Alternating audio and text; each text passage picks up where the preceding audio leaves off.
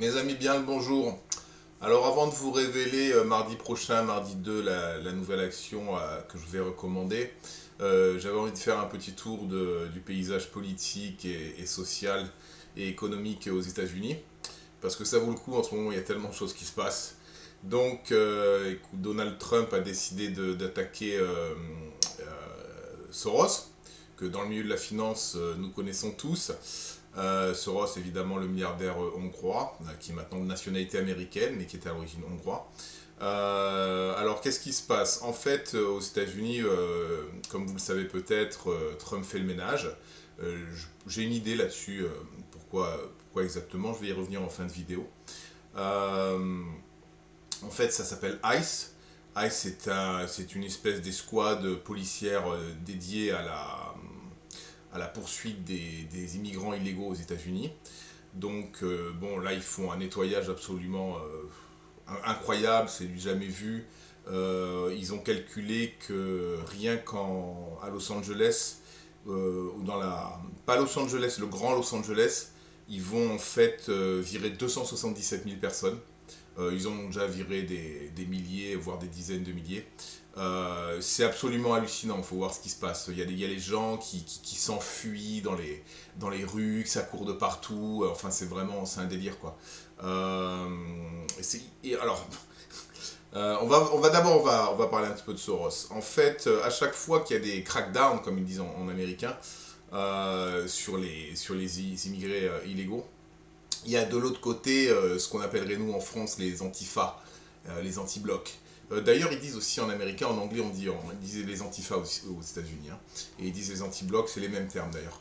Et eux, en fait, évidemment, partout où on menace la paix des immigrés illégaux, ils sont toujours là, les antifas, hein, toujours là pour évidemment foutre le bordel, parce que c'est surtout eux qui foutent le bordel. Vous avez remarqué que c'est souvent les gens en fait qui désirent la paix, c'est-à-dire ceux qui désirent moins d'immigration, plus de justice sociale. C'est toujours eux qui manifestent en paix, et c'est toujours les antifas qui cassent les trucs, qui foutent le bordel, et c'est toujours les antifas qui sont masqués d'ailleurs. Et d'ailleurs, une chaîne de ces CNN a pris à part quelques-uns de ces antifas qui étaient là pour manifester et leur demander mais pourquoi est-ce que vous traitez Trump de fasciste? Et là, les gens ont répondu, une dizaine d'entre eux ont répondu parce que c'est ce qu'on nous a dit de dire.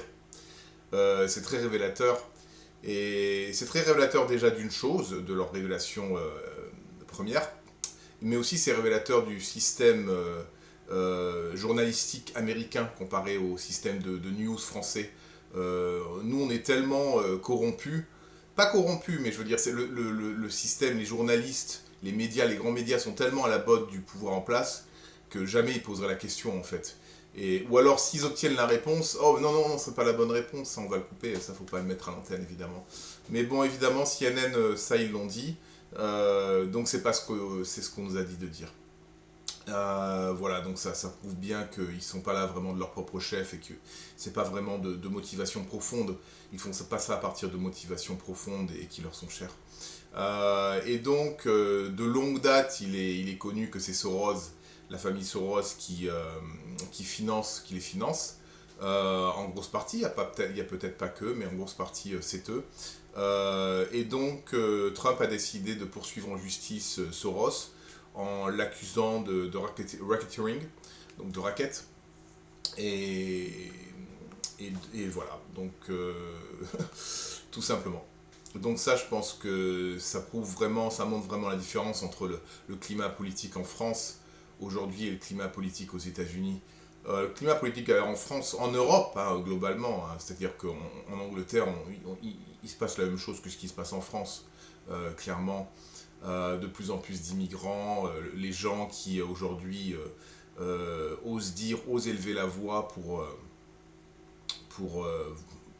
faire entendre leur mécontentement, on les traite de fascistes, on les traite de racistes, et c'est toujours la même chose. En Angleterre, j'ai même vu récemment, il y a quelqu'un qui a dit I love bacon, j'aime le bacon,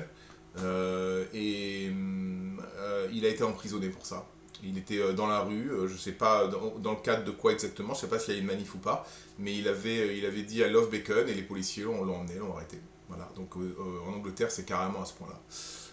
Et quand Keith Starmer se trouve à côté de Trump, lui, Keith Starmer, il lui dit oui, non, nous, la liberté d'expression, c'est quelque chose qui est cher à notre pays, c'est une valeur chère à notre pays, séculaire, que nous défendons depuis le début. Ouais. Enfin, depuis le début, au début peut-être, mais plus maintenant, clairement. Ouais. Voilà, donc, alors, je voudrais revenir un petit peu sur Soros, parce que c'est intéressant, parce que il y a un certain monsieur Soral, qui a été booté de YouTube. Une des raisons, c'est que c'est ce qu'il disait, quoi. Hein. Il disait des choses, Soral. Si vous voulez savoir ce qu'il dit, regardez ses vidéos. Mais enfin bon, maintenant il est interdit de YouTube.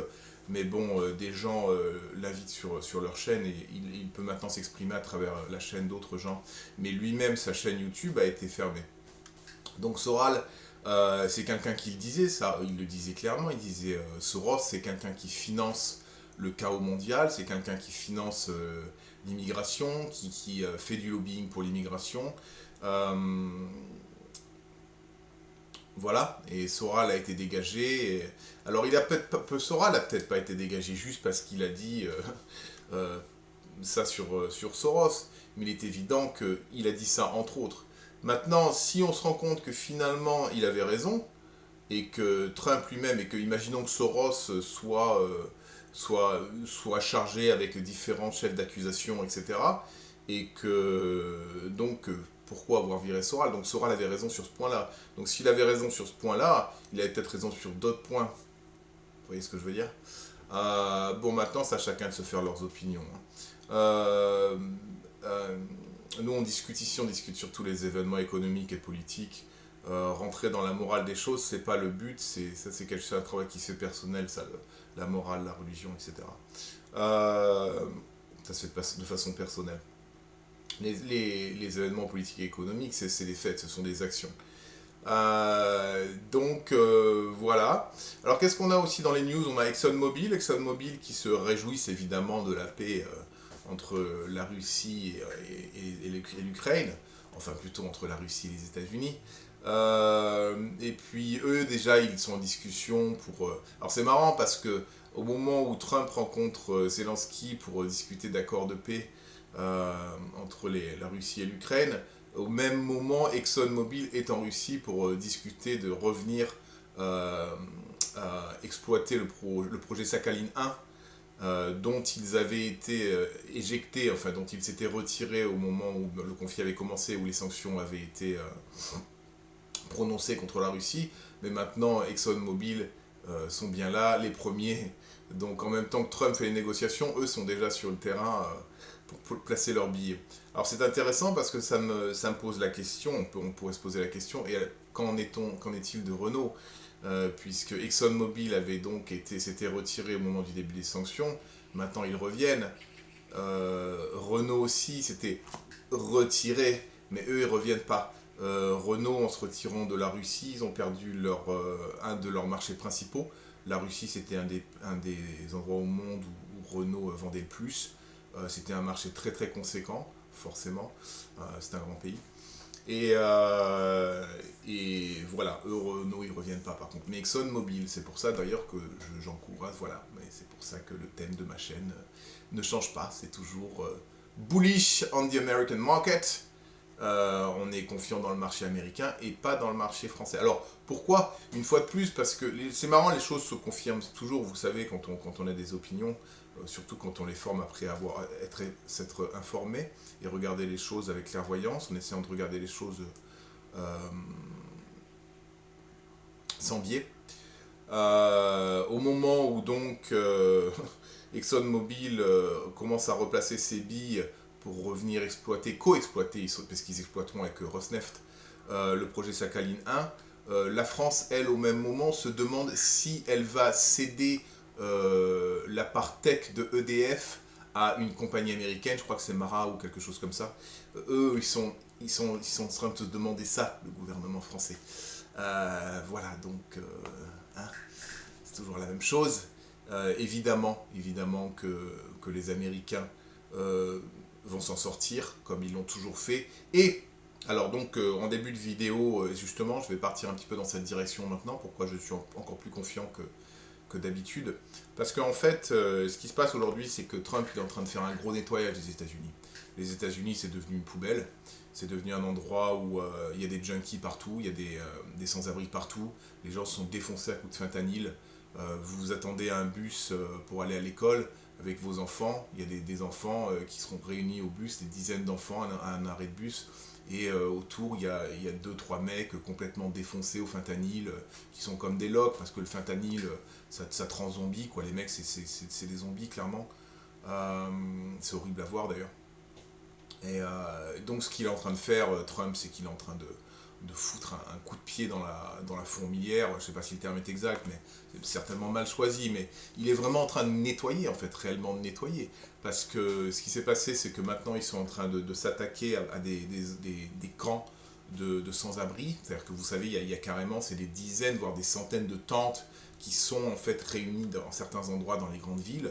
Donc chaque grande ville a plusieurs endroits, plusieurs camps comme ça, où il y aura des dizaines, voire des centaines de tentes. Et là maintenant, ils sont carrément arrivés avec des bulldozers. Des gros bulldozers pour carrément tout détruire. Ils foutent tout dans des bennes, dans des containers, dans des trucs qui broient les ordures, dans des camions à bennes. Et bon, c'est sans pitié. Hein. L'immigration, c'est pareil. Vous avez les agents de ICE qui courent dans les rues alors, après les immigrés. Donc, c'est des gens qui ont été là depuis des dizaines d'années. Souvent, d'ailleurs, c'est des gens qui ont des casiers judiciaires. Déjà, le premier casier judiciaire, c'est qu'ils sont venus illégalement. Illégal, ça veut dire illégal, n'est-ce pas? C'est des gens qui sont restés sans papier, donc c'est aussi illégal. Donc qu'est-ce qu'ils font? Ils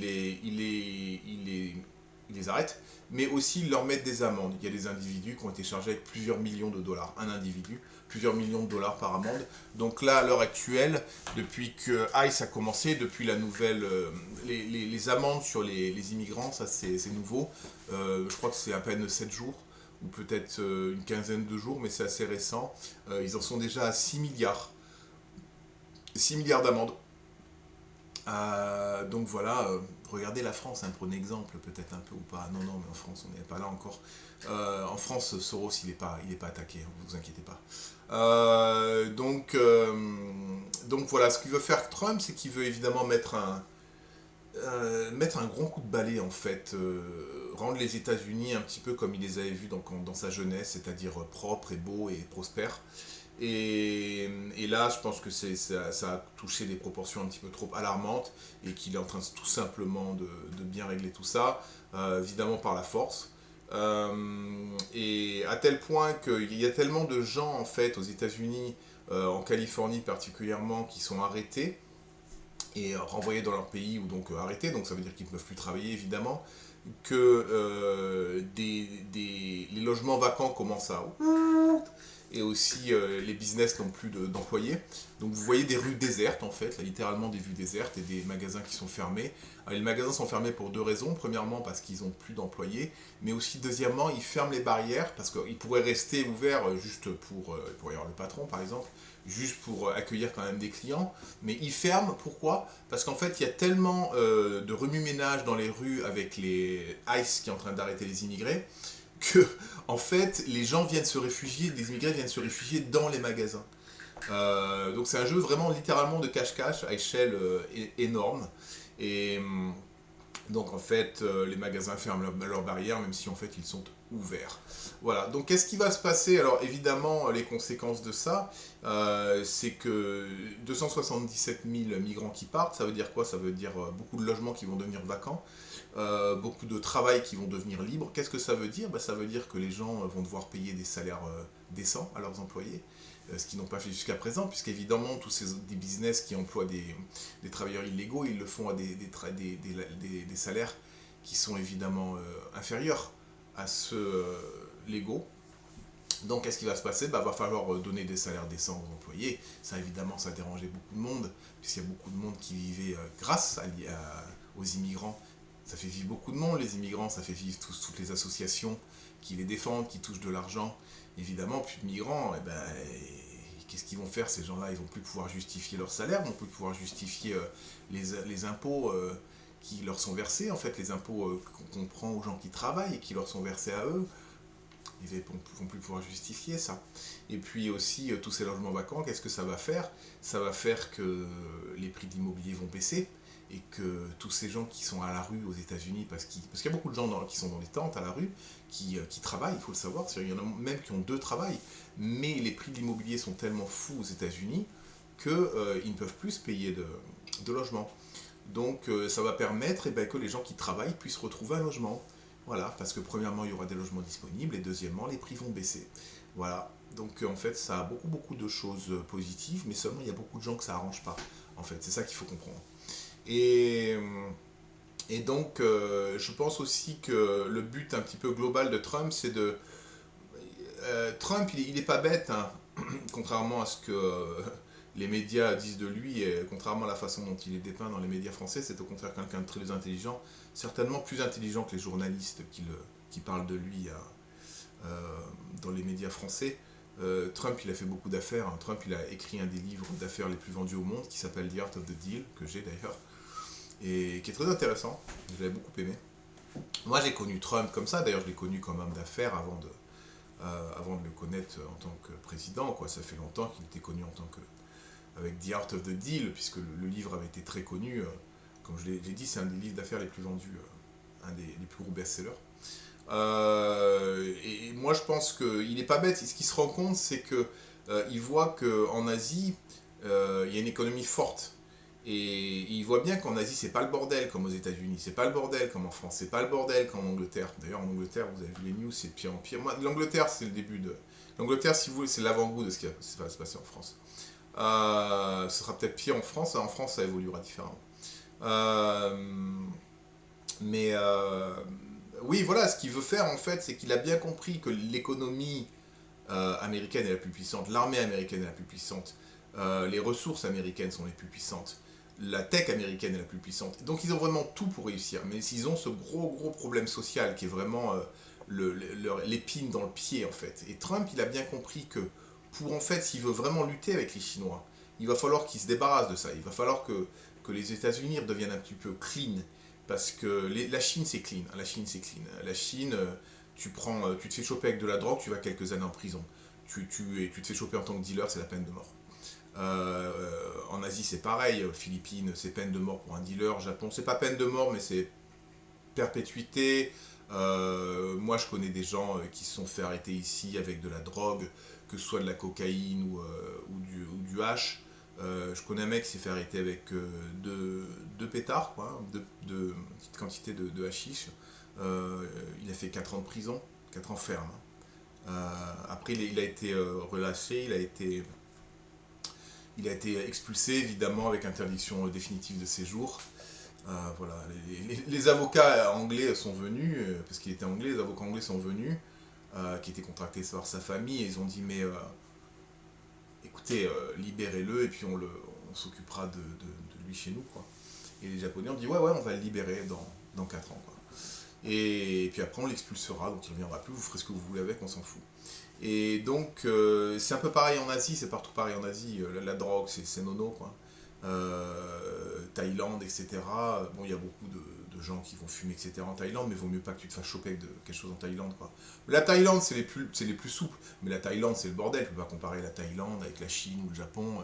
Le Japon, la Chine, tu manges par terre, quoi. Tu fais pas les choses que tu vois. Les Philippines, tu manges pas par terre, mais les Philippines, tu te tiens pas droit. Attention à toi. Hein.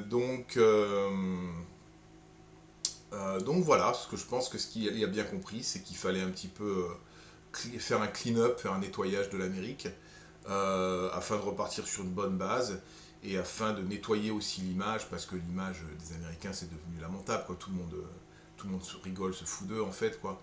Et je pense qu'ils ont bien compris, et Trump a bien compris, en tant que fin businessman qu'il est, qu'il faut que l'Amérique redore son blason s'ils veulent avoir une chance de lutter contre la Chine. Ça, je pense qu'il en a très très bien conscience. Et en tant qu'homme d'affaires, il fait ce qu'il y a à faire. Voilà, c'est-à-dire qu'il prend le taureau par les cornes et il agit. Voilà. Écoutez, je vous remercie de m'avoir suivi. C'était un petit peu long, mais je pense qu'il y avait quand même pas mal de choses à discuter. J'aime prendre le temps, moi, de discuter les choses, en espérant que ça n'a pas été trop long. Si vous n'avez pas eu si vous êtes encore là à m'avoir suivi, merci, je vous remercie. Et puis félicitations, vous avez de la concentration. Et vous avez un pouvoir de concentration au-dessus de la moyenne des auditeurs de YouTube. Voilà, bah, en attendant, la prochaine petite action, ça sera mardi.